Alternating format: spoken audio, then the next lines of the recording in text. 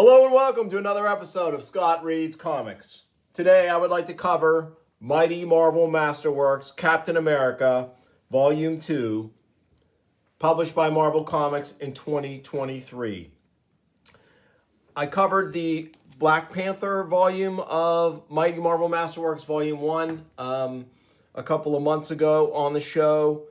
And this is just a fantastic format. I'm starting to acquire more and more of them. It's affordable, it's portable. Here it is compared to a regular volume of the old softcover Marvel Masterworks editions. And you can definitely see the size difference. I really don't think the representations of the comic action in these suffers very much from the smaller size. It's just such a tidy little format. I really love it. I'm excited to share this one today. This is the optional cover from Leonardo Romero. They also publish versions with a classic cover, would have been a Kirby cover. This material in here is predominantly produced by Stan Lee and Jack Kirby, but with some Gil Kane as well, and then a host of inkers. Here we can see some of those other alternate covers. The alternate covers on these volumes are really nice. They're in a classic style. Collection editor is Corey Settlemyer. Book design, Nickel Design Works. Art and color restoration, Michael Kelleher and Kellustration. And Leonardo Romero, as I said, is our cover artist. Variant classic cover is Jack Kirby and Don Heck. So as we said, Stan Lee and Jack Kirby. This is the classic stuff. This covers Tales of Suspense, number 78 to 94, and Not Brand Etch, number 3. So this is when Tales of Suspense was a dual title with Iron Man and Captain America. They were two separate stories. And so let's get started here with number 78. So we have the title, Them, and we have this great splash page. Really, Jack Kirby is just a master when it comes to splash pages. Look at Cap in action here. Just phenomenal. He is still working closely with S.H.I.E.L.D. at this point and Nick Fury. And there is a renegade robot here attacking. And great action here in these scenes. Nothing they do to this thing can seem to stop it. And let's just read a bit here because I love the Stan Lee dialogue in this in these stories. And this is, I believe, an AIM menace. If I can manage to shatter the chemical tanks on his chest, it might make him powerless.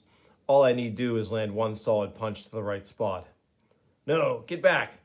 You'll never make it. Look out. Too late. I was afraid you'd walk right into that. I didn't have time to warn you about his gas irritant spray. Getting into my lungs, can't breathe, can't see, choking. Can't afford to take any more chances with you, chum. This is it. I got one live mini grenade taped inside my shirt, and you're getting it. So here they're being watched by the operatives of AIM, the Advanced Idea Mechanics. They are master creators, the prototypical evil super science group in comics, from whence all others would be inspired. And finally, they seem to bring the creature down, the robot down. And we have this fateful exchange between the two. Anyway, in spite of that corny playsuit you romp around in, you're A-OK in my book, Cap. That goes double for me, Colonel, in spades. Well, I'll cut out before we need a couple of crying towels. See you around, pal. In my hand, he pressed something, a piece of metal. Next time you want to reach me, it won't be so hard. So Cap is now has a direct line to Nick Fury and S.H.I.E.L.D. Next issue, Return of the Red Skull.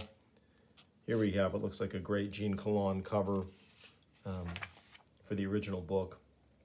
And this covers the year between June 66 to October 67.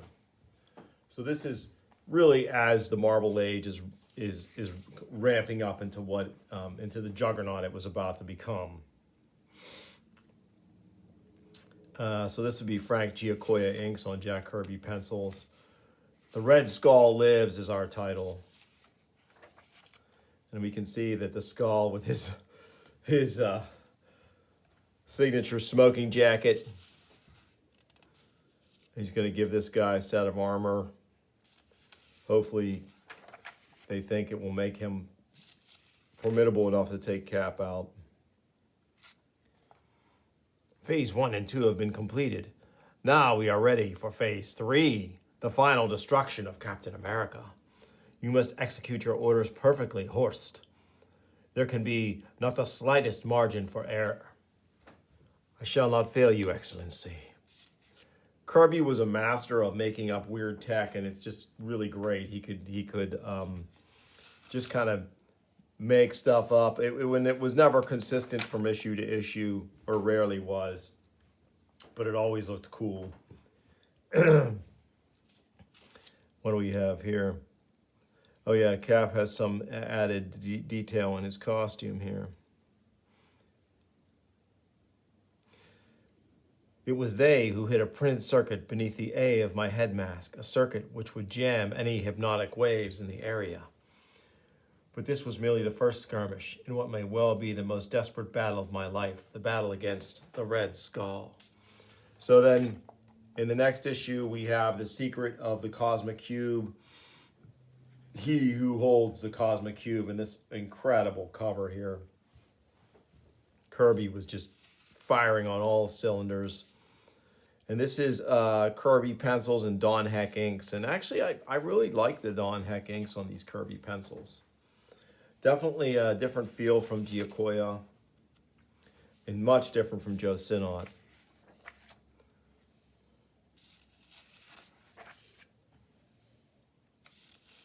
I love the design, the classic design on the AIM costumes. Here, the Skull tries to turn Cap's shield against him. Not a chance, Skull. My sight has returned to me now, and my reflexes are as swift and sure as they were in the olden days when I beat you at every turn. Swine! How you shall pay for your monumental insolence. So the Skull tries to engage Cap in fisticuffs, but he's just not his equal. I was a fool. I allowed my hatred of him to rule my judgment. The Red Skull need not resort to mere hand-to-hand combat. I have other ways, far, far better, far deadlier ways. So here, of course, he resorts to gas. And here he has possession of the Cosmic Cube now. He's no longer merely a dangerous foe. To all intents and purposes, the man who is slowly turning towards me now has become invincible. It's funny how now we have another Iron Man focused cover here, another Gene Colan cover. But inside, of course, we get Captain America. And this, we have Frank Giacoia back on inks. You really can tell the difference. It is a superior product with Giacoia inks over the Kirby pencils here. And this splash page is just out of this world good. There is nothing I cannot do. The universe itself must bend to my wishes, so long as I hold the Cosmic Cube. My every wish, my every command must be instantly obeyed. And Cap is desperately trying to separate him from the cube. And Kirby was a master of these straight-on panels here. He would still manage to give them some depth, but you're really just sort of getting kind of a side view of the action. But man, he does a great job. And that close-up of the skull is awesome. And the Skull is, of course, dreaming of what he can do. And of course, in his mind, anything he dreams up can become a reality with a cube in his possession. So he creates this golem, the man thing, coming towards me like a puppet, guided by silent mental commands. No matter how powerful he is, if I can outthink the Skull, I'll still have a chance. So Cap is battling, and of course, they were working Marvel method here, so Jack was likely working from a very loose plot or discussion he had with Stan, and he did the pencils and Stan would work the script from those pencils. I don't know if it was inked at that point or not, but it was certainly enough for him to fill in the blanks as they went, and it was really, for many years, a magical pairing of the two. So Kirby would dream up all of this amazing stuff after a consultation with Stan, of course, and so the two of them would work in tandem to make this early Marvel magic. Here, the Skull has fashioned for himself a suit of armor. And now it is only fitting that I, who am truly master of all, shall have raiment to match my power. Therefore, by the cosmic cube I hold, let me be clothed in a suit of kingly golden armor. Really cool. And again, Cap's still trying to separate him from the cube. And eventually, he does. And then next issue, well, we leave off here with the cube buried in the sea, seemingly out of reach. Next issue, the Adaptoid. So AIM is going to be back. The maddening mystery, the inconceivable Adaptoid. And great, Cap gets the cover on this issue, 82 of Tales of Suspense. And we start with a splash page of Cap and Bucky. And it's kind of a fake out by Lee and Kirby here as Cap is just looking at some old photos. It was so many years ago, and yet the memories never stop haunting me. Captain America and Bucky. Against all the forces of crime and tyranny, what an era it was. What a record that we carved together. And he's sacked out here in Avengers Mansion with a dutiful Jarvis looking in on him when he is suddenly attacked by a mysterious, cloaked adversary.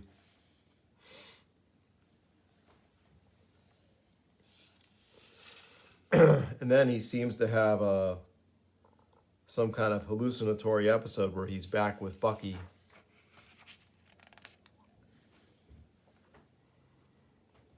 But then finds himself in the care of Quicksilver and the Scarlet Witch. Excuse me.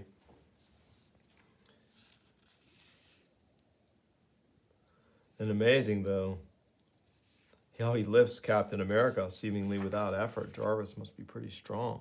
But in actuality, it is not Jarvis. It is the Super Adaptoid. Of course, at this time, he's not the Super Adaptoid. He's just the Adaptoid. So love the Kirby crackle here. And of course, this is an effect that would become known as the Kirby crackle. But here he's just sort of developing it. And it's just a great way to show just power and energy just coruscating off the page. And here he copies Captain America and effectively becomes Captain America. Now we're on to issue 83. And these next two issues have two of the greatest fight scenes, I think, ever in superhero comics. Enter the Tumbler. So remember, this is not Cap. This is the Adaptoid who has copied Captain America. And the Tumbler doesn't know that. Good evening, my star-spangled foe. Even the stronghold of the mighty Avengers cannot prevent the Tumbler's entry. It's so great. It would be years before he really appears again. And I always love this character. Just a great costume and a cool origin as he knocks the Adaptoid posing his Cap down and grabs his shield. The great Captain America fallen at my feet, his invincible shield, mine. What a moment of supreme triumph, the moment I have dreamed of, planned for all these years. And we get his amazing origin here as he just molds himself into an almost superhumanly capable human being. All right, that's enough. I ain't looking for you to take my job away. I probably could if I wanted to, but I've got bigger things to do. So, of course, he gets his skills by watching all these circus performers and carnies and becomes the formidable Tumbler. And meanwhile, the real Captain America, trussed up in the back, is endeavoring to escape. But the Adaptoid is finding that he is not the equal of the Tumbler. I can't give up. I must not lose. Not now. Not now. I've still got one more chance. But the Tumbler bests him. Throws him into the same closet where the original Cap was trussed up. And it's not the Adaptoid impersonator who comes out, but the real Cap. Let's see you prove that, mister, to me. Where did he ever get a punch like that from? I don't get it. I tossed a beaten cabbage in there, and out pops a fighting mad tiger. But I beat him once, and I'll do it again. Like now. So he hurls his shield, but Cap gets his shield back. And the Tumbler is just no match for the actual Captain America, because the Adaptoid could not mimic Cap's fighting mad spirit. And so here he is trussed up himself. But now the Adaptoid becomes the Super Adaptoid in this incredible cover. I love it. What a design. One of the best HeroClix figures ever in the 28mm scale on the gaming side is the Super Adaptoid. He's totally great. So here we have the Avengers. They don't realize quite yet how the Adaptoid works, so their close proximity to him allows him to take on their powers. And with all the powers of the Avengers and Captain America, the Adaptoid, or the Super Adaptoid at this point, is just too much for Cap. He's got Giant Man's powers, the Wasp, Quicksilver, Scarlet Witch. And in the end, in sort of a crazy twist, oh, I love this panel. This is incredible. Is this Giacoya inks on this one as well? Yep, Frank Giacoya. This just looks amazing. Really, Giacoya might be the best Kirby inker. I do like Sinnot, but he makes Kirby very slick, and that's a nice effect, but I like the more natural effect of the Giacoya inks. And so Captain America winds up in the ocean in feigning his death, and the Adaptoid flies away to seek other prey, seemingly. So issue 85, and now we have the second fight of these two fights that are just incredible. The Blitzkrieg of Batroc.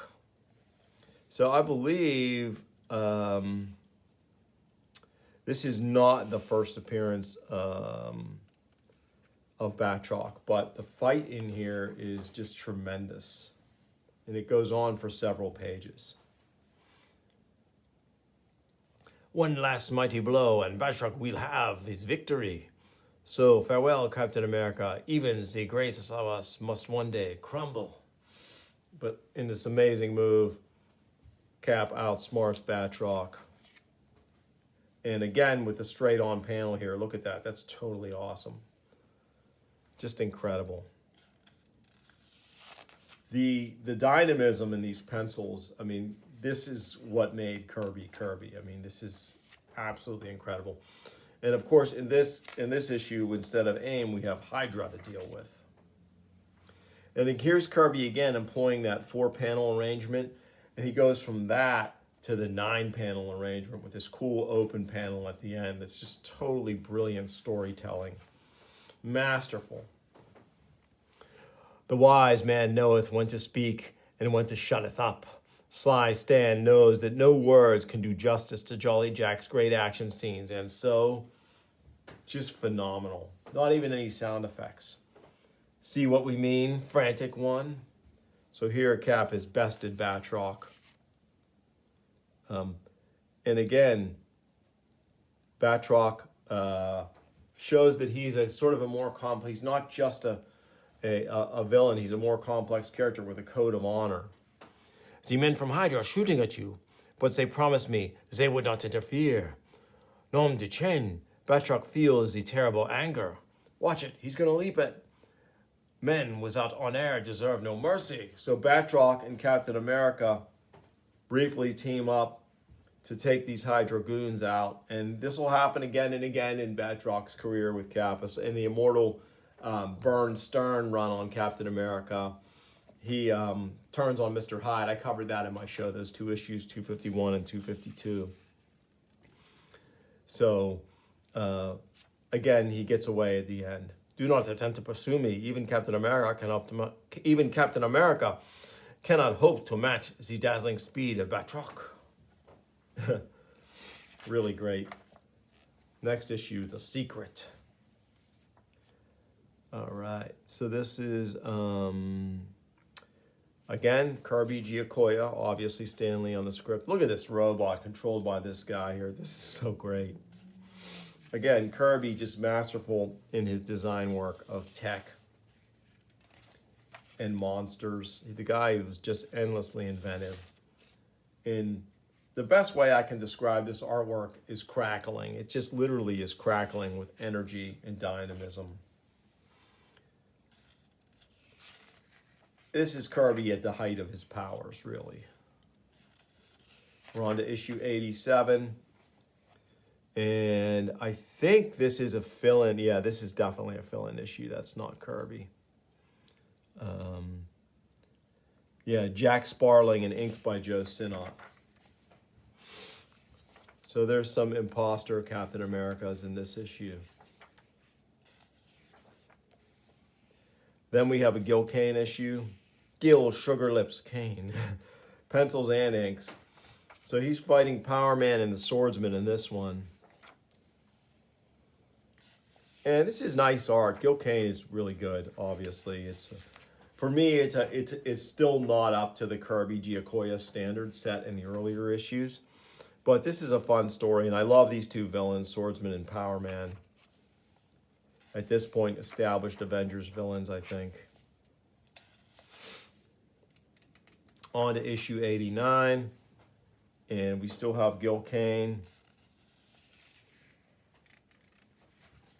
on our artwork here. This format is just so wonderful for travel. You can take it with you, throw it in your bag. You can take a couple of them with you, and they're really nice. And you get a lot of content in these. We're already on page 138, 139, issue 90. And men shall call him traitor. So still we have Gil Kane here on the artwork. Joe Sinnott inks, though, this time, over Gil Kane pencils. And it definitely has an effect on the Gil Kane pencils. I kind of like it, actually. I didn't see Sinnott inking Kane very much in my reading of old Marvel work. So this was a fun look at the marriage of two styles, and here we have it again in issue 91. At this point, Kirby may be off the title and on title. He was doing so much for Marvel at the time. Thor, Fantastic Four, obviously. So he didn't always have time to give. But here he's back, and this time inked by Sinnott. Before my eyes, Nick Fury died, issue 92. So yeah, again, you can tell the difference between the Kirby Sinnott pairing and the Kirby Giacoya pairing. Oh, but that design genius is still there no matter what. This is, of course, very close to what we were getting in Fantastic Four, where Sinnott was inking Kirby, I think, on the regular there. Ah, here it is. I love when he just kind of throws that in. You get that 4-panel arrangement. It's just a nice break. You wouldn't really want it every page, but when he throws it in every few pages, it's really great, especially for carrying the action in these fight scenes.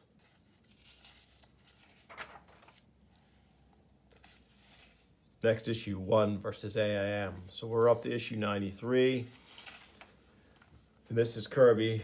Sinnott again, of course, with Stan Lee's script. And this is incredible. This is what I'm talking about with Jack. I mean, he was just so capable, so inventive when it came to designing these high-tech gizmos. Look at this thing. It's totally awesome. All Fury knew about AIM's location is that they're based in a giant sub somewhere in these waters. And if anyone can find it, I will, using S.H.I.E.L.D.'s long-distance mini-cruiser. So great. It's like something on a Thunderball, but cooler. And of course, Cap's relationship with Sharon Carter, Agent 13. And here again, like clockwork, is that 4-panel arrangement. So cool.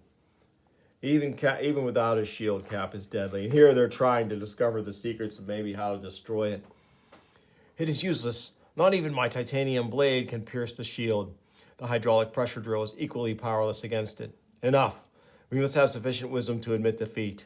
We are totally unable to damage the accursed shield of Captain America. That's so awesome. And of course, Cap's going to come get it back. But before that, they muse on its construction. Whatever it is composed of, the substance was never mined here on Earth. So it is undoubtedly some sort of extraterrestrial metal. We must report our findings to MODOK at once. Sorry, Masked Man, there'll be a slight delay. Thwop! So he comes and gets his shield back. And we may be coming up on the first MODOK appearance here. It might be in the next volume, but we'll see. Yeah, it'll be in the next issue. If this be MODOK. So he's mentioned in this issue, but we're going to get to meet him in the next issue in another Kirby Sinnott team up. Stop. Have you forgotten MODOK? His orders are that he may give the command to dispose of a prisoner, that only he may give a command to dispose of a prisoner.